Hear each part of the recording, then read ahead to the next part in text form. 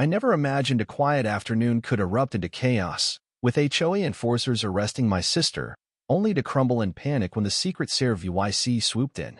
It all began innocently enough. My sister, Emily Harper, stopped by my house for a casual chat. Within minutes, she was in handcuffs, dragged off by our neighborhood's self-appointed HOA cops.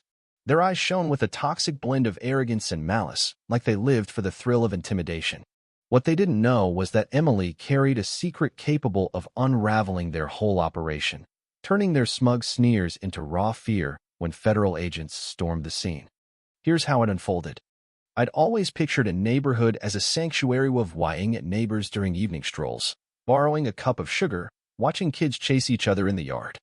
That fantasy shattered when I moved to Pinewood Lane. Fresh off a messy divorce, I craved peace and chose this place for its manicured lawns and pristine hedges, a storybook suburb. Emily, my sister, lived 2 streets over and had sold me on its close-knit charm.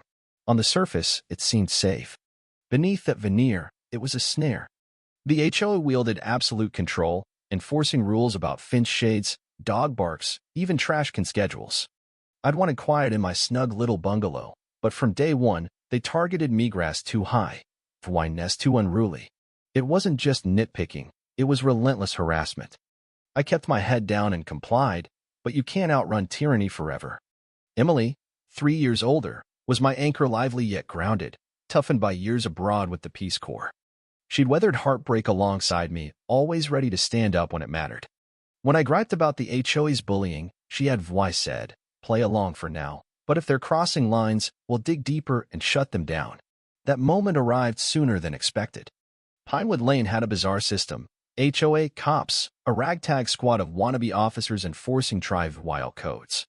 They strutted around in uniforms, oozing bravado, probably untrained, but acting like they owned the place. One Saturday, Emily dropped by, steaming about our neighbor, Sarah Miller. Sarah's teenage son had rummaged through the community dumpster to retrieve a lost phone, drawing the enforcers to her doorstep with threats of fines and arrests. Ridiculous, Emily fumed over tea. Arresting a kid for that? It's about fear, not rules. What's our move? I asked. Her eyes sparked with determination. Find out who's pulling the strings and expose them. Then chaos erupted. We stepped onto my porch, and 2 enforcers approached, one stocky and broad, the other wiry and smug. "You there?" The stocky one barked at Emily. "Homeowner." "No, her sister," Emily shot back. "Then you're trespassing," he snapped. "On my sister's property?" She scoffed. "That's absurd." My heart pounded. They'd hassled me before, but this was next level. "Only homeowners or registered residents can gather without HOA approval," the wiry one said. "No lease, no deed, no clearance." Emily laughed. "I guess you can't kick me out." The stocky one bristled. "We've got authority. Resist, and it's an HOA arrest." I jumped in. "Under what law?" He glared. "She's inciting rule-breaking flyers, harassment. Total nonsense, flyers, no harassment." Emily crossed her arms. "Show me the rulebook." Without warning, he whipped out handcuffs, sunlight glinting off the metal. "Come quietly, or we detain you." HOA board approved. My stomach sank. "You can't," I shouted, stepping between them. The wiry one shoved me aside. I stumbled, grabbing the railing. Before I could react, they cuffed Emily, her steady gaze piercing them as they hauled her away. I stood frozen on the steps, my protests ignored. That day flipped my world. Let live morphed into a burning need for justice, maybe even revenge. How could they do this? How could I get her out? I raced to the HOA's community center, a drab building near the tennis courts. Inside, Emily sat cuffed in a tiny office, doubling as a Chelno official signs, just enforcers glowering. "Let me see her," I demanded. The wiry one blocked me. "She stays until she cooperates." "With what?" I snapped. "Meddling in HOA business." "She complies, maybe just a fine." Insanity. I called the police. "While matter," they said. "No urgency." Powerless, I noticed a man in a suit in the corner, older, gray-streaked hair, radiating quiet authority. Our eyes locked. He seemed to know me or Emily, then turned away, tapping his phone. The enforcers shoved me out. "Go home, or else." I left, furious, plotting. That night, I paced, calling friends, scouring the neighborhood's Facebook group. Most were too scared to speak up. A few offered sympathy. I thought about barging back in but held off, needing Eve Wydenke. At 2 a.m., I collapsed on the couch, phone in hand. Morning brought pounding on my door, not enforcers, but 3 men in dark suits flashing badges. Secret Service VYC, one said sharply. May we come in? My pulse surged. Why them? Agent Carter, he introduced himself, voice tight. We're looking for Emily Harper. Last seen here. I hesitated. She's my sister. The HOA's holding her. Your HOA? His brow furrowed. Show us. I led them to the center, black SUVs rolling behind. Neighbors gaped as we approached. The HOA cops lingered at the entrance, their swagger fading under federal scrutiny. Carter stepped forward. You're detaining a federal witness, violating her rights. Move. The stocky one flinched. ID. Carter flashed his badge. The guy recoiled. This way. In the office, Emily, still cuffed, brightened at Carter. Thank God, she exhaled. An agent uncuffed her. The enforcers shrank, faces pale. The suited man stood silent. Carter turned to him. Victor Lane, I've been tracking you. You went off-grid. The air thickened wasn't a bystander. He was a target. Emily, we got your signal, Carter said. Came quick.